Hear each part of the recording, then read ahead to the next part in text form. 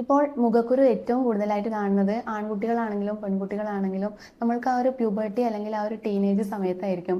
അതിൽ ആൺകുട്ടികൾക്കാണെങ്കിൽ അതിൻ്റെ ഒരു കാരണം എന്ന് വെച്ചിട്ടുണ്ടെങ്കിൽ നമുക്ക് ഈ പ്യൂബർട്ടി സമയത്ത് ടെസ്റ്റോസ്റ്റിറോൺ റിലീസ് ചെയ്യും. ഈ ടെസ്റ്റോസ്റ്റിറോൺ നേരെ പോയിട്ട് നമ്മുടെ സ്കിന്നിലെ എസ്പെഷ്യലി നമ്മുടെ ഫേസ് അതുപോലെ ചെസ്റ്റിന്റെ ഭാഗത്ത് ബാക്ക് സൈഡിലൊക്കെ പോയിട്ട് നമ്മുടെ ഈ സെബം പ്രൊഡ്യൂസ് ചെയ്യുന്ന സബേഷ്യസ് ഗ്ലാൻഡിനെ സ്റ്റിമുലേറ്റ് ചെയ്യും.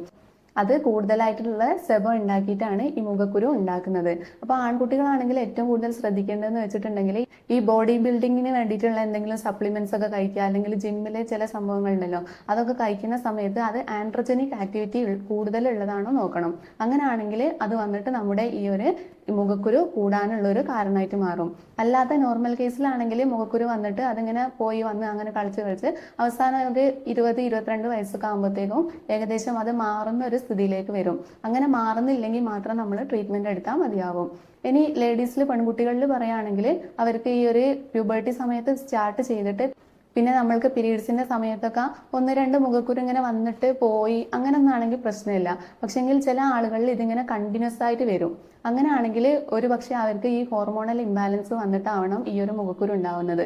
അത് എസ്പെഷ്യലി നമ്മൾ കാണുന്നത് PCOS പോലത്തെ കണ്ടീഷൻസിലാണ്. അതിൽ കുറച്ചും കൂടി ആൻഡ്രോജനിക് ഹോർമോൺസ് വരുന്നതുകൊണ്ടാണ് അത് കൂടുന്നത്.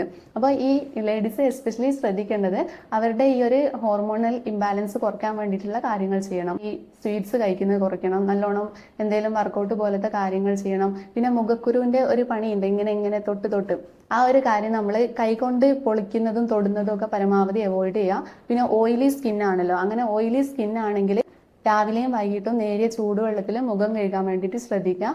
ഓയിലി സ്കിന്നുള്ള ആളുകൾ തലയിൽ എക്സസ് ആയിട്ട് ഹെയർ ഓയിൽസ് യൂസ് ചെയ്യുന്നത് ഒഴിവാക്കുക. ഇങ്ങനത്തെ കാര്യങ്ങളൊക്കെ ശ്രദ്ധിക്കുക.